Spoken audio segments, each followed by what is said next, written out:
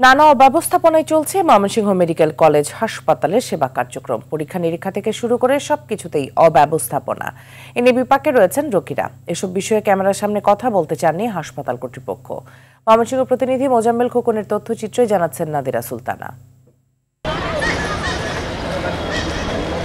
3 বার দেশসেরার খ্যাতি পেয়েছে Mymensingh medical college হাসপাতাল। 1000 শয্যার হাসপাতালে বৃহত্তর ময়মনসিংহের 6 জেলার মানুষ ছাড়াও কুড়িগ্রাম, সুনামগঞ্জ এবং গাজীপুর থেকে রোগীরা সেবা নিয়ে থাকেন। প্রতিদিন গড়ে প্রায় 3500 রোগী এখানে ভর্তি হন উন্নত চিকিৎসার জন্য। এছাড়া আউটডোরে 4 থেকে 4500 রোগীর চাপ থাকে প্রতিদিন। সরকারি ঔষধ না পাওয়া, অ্যাম্বুলেন্স সিন্ডিকেট, ট্রলি বয় ও আনসার সদস্যদের স্বেচ্ছাচারিতা ছাড়াও ঘটছে চুরির মতো ঘটনা। অভিযোগ আছে হাসপাতালের চিকিৎসকরা দালালের মাধ্যমে রোগীদের প্রাইভেট হাসপাতাল ও ক্লিনিকে ভর্তি করান। জরুরি বিভাগে পাওয়া যায় না কোনো সাহায্যকারী।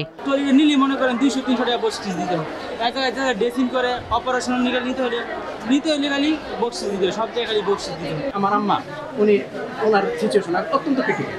ওনার যদি ডেঙ্গু হয়, আল্লাহ না করে, উনি কি বাঁচবে?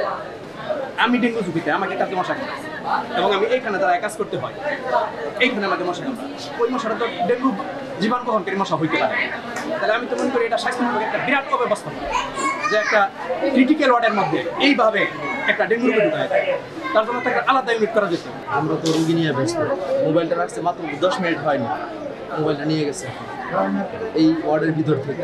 যদিও এ বিষয়ে ক্যামেরার সামনে কথা বলতে রাজি হননি পরিচালক। লাখো মানুষের দুর্ভোগ কমাতে দ্রুত ব্যবস্থা নেওয়ার দাবি সবার। নাদিরা সুলতানা, RTV।